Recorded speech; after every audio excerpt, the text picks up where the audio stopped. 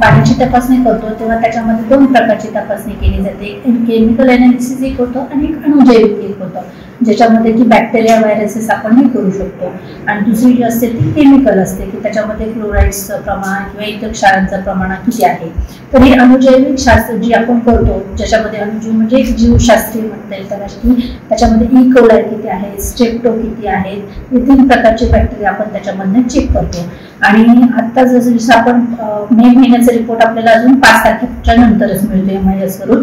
तर एप्रिल महिन्याचं जरी रिपोर्टिंग आपल्याकडे अवेलेबल आहे, तर टोटल आपल्याला 44 PSC पैकी आपल्याकडे 1102 पाणी नमुने आपण तपासणीसाठी पाठवले होते. आणि त्यापैकी आपल्याकडे 234 पाणी नमुने दूषित आढळले आहेत, म्हणजे पिण्याच्या पाण्यास योग्य नाही.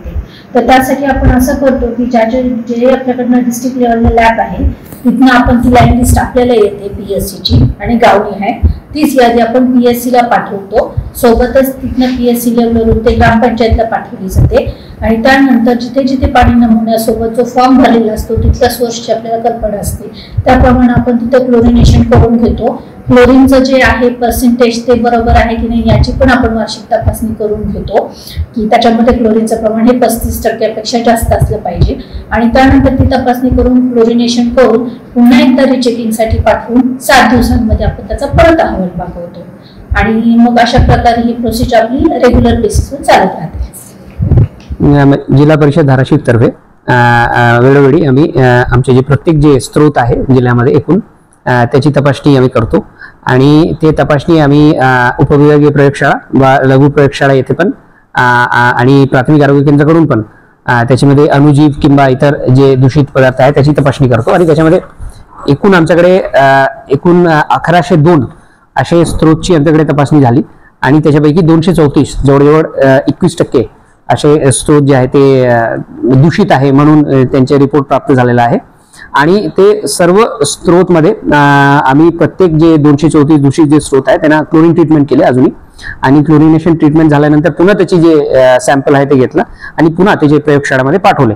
आणि हा जे 234 जे स्त्रोत आहे त्याची टक्केवारीमध्ये जर तुम्ही पाहिलं तर भूम तालुक्यामध्ये एकूण 14, कळंब तालुक्यामध्ये 40, लोहारा तालुक्यामध्ये 10, उमरगा तालुक्यामध्ये 24, धाराशिवमध्ये 55 आणि पारंड्यामध्ये 34 आणि तुळजापूरमध्ये 43 आणि वाशीमध्ये एकूण 9 असे स्त्रोत जे आहे एकूण पूर्ण जिल्ह्यामध्ये 234 जे स्त्रोत आहे ते दूषित आहे. पण आता क्लोरिनेशन ट्रीटमेंट झालेलं आहे, आता पुन्हा स्त्रोत पाठवलेला आहे आणि ग्रामपंचायतीनं पत्रही देण्यात आलेलं आहे की हा जे स्त्रोत आहे स्पेसिफिकली ते स्त्रोत कोणत्याही कामासाठी वापरू नये जिथपर्यंत ते ओके म्हणजे लॅबोरेटरी करून ओके होऊन येत नाही.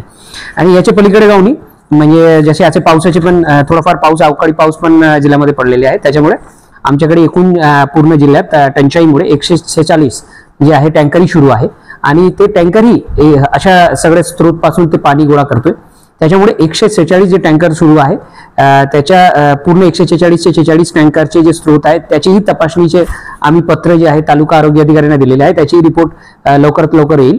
आणि आमचे टँकर तपासणी रेग्युलरचे काम आहे, म्हणजे प्रत्येक नियमित ते टेस्ट होतोय, त्याच्यानंतरही टँकर चालू होतोय. पण आता अजूनही हा रिपोर्ट असल्यामुळे पुन्हा तपासणीसाठी ग्रामपंचायतीला पत्र देण्यात आलेलं आहे. त्याच्या पलीकडे जाऊन सॅनिटेशनमध्ये घनकणी संपादनामध्ये त्याच्यामध्ये आमचे जे पाईपलाईन्स आहे किंवा इतर जे स्त्रोत आहे त्यांना आम्ही कार्ड म्हणजे फ्लॅगिंग करतोय त्याच्यामुळे. आणि त्याच्यामध्ये आमचे 196 जवळजवळ येलो कार्ड आहे आणि 426 आमच्या ग्रीन कार्ड आहे. आणि रेड कार्डमध्ये अजून एकही स्त्रोत आमच्याकडे नाहीये. आणि हा कार्ड आम्ही कशासाठी करतोय की ज्या ठिकाणी जे येलो कार्ड आहे त्याच्या ठिकाणी ग्रामपंचायतीला पत्रही आम्ही दिलेलं आहे की बाबा तुमचे जे म्हणजे काहीतरी पाण्याची मिक्सिंग जर असेल त्याच्यामुळे ते पोल्युशन होऊ शकते, ते पूर्ण चेंज करून घ्या, त्याची दुरुस्ती करून घ्या. ते पण आयडेंटिफाय झालेलं आहे 196 आणि 426 आमच्या ग्रीन कार्डमध्ये आहे, म्हणजे ते चांगलं आहे.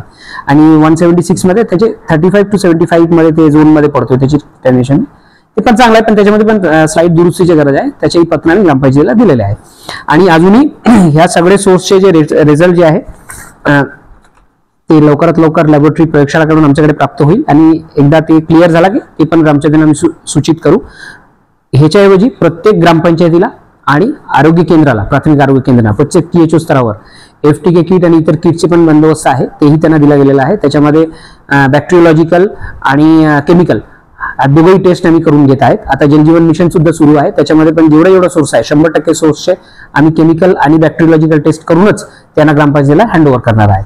तरी ह्याच्या सुद्धा कोणत्याही ग्रामपंचायतीला म्हणजे अशा जर तक्रार आमच्याकडे प्राप्त झाला असेल की बाबा आमचे स्त्रोत बरोबर नाही, ते जिल्हा परिषद तर्फे त्याच्या तत्क्षणात त्याची चौकशी केली जाईल आणि त्याच्यावर जे अमेरोलेटिव्ह मेजर्स आहे ते जिल्हा परिषद घेणार. आता उन्हाळा आहे, आता पावसाळा पण लागू होतोय, त्या अनुषंगाने आपण काय पाणी पुरवठ्यासाठी काय प्लॅनिंग केलंय किंवा तपासणी पाणी पुरवठ्यामध्ये काय होतोय, आता पाऊस जेव्हा येतोय तेव्हा आम्हाला माहिती आहे की बरेच दिवस आमच्याकडे ते दुष्काळाचे सीझन होतं. आता पाऊस पडणे सुरू झालेला आहे, तर पूर्ण वॉश ऑफ होऊन पाऊस एकदा पडले की पूर्ण ग्रामीण भागामध्ये वॉश ऑफ होऊन ते स्त्रोतमध्ये जाऊन सगळे पाणी शिजतोय, म्हणून तिकडे पोल्युटेड होण्याची शक्यता पण जास्त होते. त्याच्यामुळे ते आता पावसाळा सीझनमध्ये तपासणी जी आहे तेही जास्त वाढवण्यासाठी मीटिंग कॉल केला आता, आणि ते मीटिंगमध्ये आम्ही ग्रामपंचायतीला प्रत्येक बीडीओला ग्रामसेवकाला सूचनाही देऊ की आम्ही ज्या फ्रिक्वेन्सीमध्ये ते ग्रामीण पाणी पुरवठ्यामध्ये स्त्रोतची तपासणी करू, म्हणजे जास्त म्हणजे एखादा पाऊस पडले की त्याच्यानंतर 2-3 दिवसात म्हणजे ते अजून फ्रिक्वेंटली ते पाणी पुरवठ्याचे म्हणजे स्त्रोतची तपासणी ते करून घेण्याबद्दल बीडीओना आणि ग्रामसेवकांना त्याचे आम्ही निर्देश देऊ. लोकांना काय आव्हान करा? लोकांचं म्हणजे त्याचं आव्हान आहे जे एखाद्या गावामध्ये ग्रामपंचायतमध्ये कोणती स्त्रोत आहे ते म्हणजे ते सेफ आहे की नाही आहे त्याची माहिती उपलब्ध आहे. कोणतेही पिण्याचे पाण्याचे स्त्रोत जे आहे ते वापरण्या अगोदर ते खात्री करा की ते स्त्रोत बरोबर आहे की नाही, म्हणजे वापरण्यासाठी योग्य आहे की नाही, त्याच्यानंतरच ते स्त्रोत वापरा. ह्या सीझनमध्ये जसे अवकाळी पाऊसमध्ये डायरिया आणि हे सगळे जे आजारी आहे त्याच्यामध्ये येण्याची शक्यता आहे, ते तुम्ही आजारी पडू शकते. तर काहीच प्रॉब्लेम असेल तर आमचे प्राथमिक आरोग्य केंद्रात सगळे फॅसिलिटी उपलब्ध आहे, तिकडे डॉक्टरही अवेलेबल आहे. आता तुम्ही कोणतेही वेळेस तिकडे जाऊन ते परामर्श घेऊ शकते आणि जवळपासचे जर पाणी शिजलेलं असेल आणि त्यांना तुम्ही स्त्रोत म्हणून जर वापर करत असाल तरी त्याची तुम्ही टेस्टिंग करून घ्या ग्रामपंचायतीकडून. आपण धाराशिव जिल्ह्यापुरता विचार केला तर अशा टंचाईच्या काळात जवळपास 21% नमुने दूषित आलेले आहेत. त्यामुळे हे खरं तर सर्वसामान्य नागरिकांच्या आरोग्याशी खेळ आहे. आणि उन्हाळ्यात ही परिस्थिती असेल तर पावसाळ्यात ज्यावेळेस पाऊस पडतो त्यावेळेस दूषित नमुने वाढतात, त्यावेळेस परिस्थिती काय होईल. त्यामुळे याकडे सर्वांनी गांभीर्याने बघणं गरजेचं आहे आणि ह्या उपाययोजना करणं गरजेचं आहे, नाहीतर आपण जिल्ह्यातल्या नागरिकांच्या आरोग्याशी खेळ केल्यासारखं होईल.